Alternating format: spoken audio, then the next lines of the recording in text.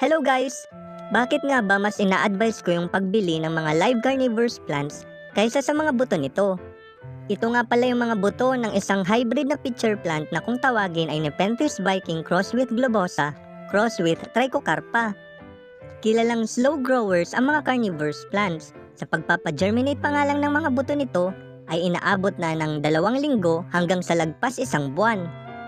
At kapag naging successful yung germination, halimbawa na lamang dito sa pitcher plant, ay kinakailangan mong maghintay ng lagpas 1 taon upang maabot niya yung 1-incher size.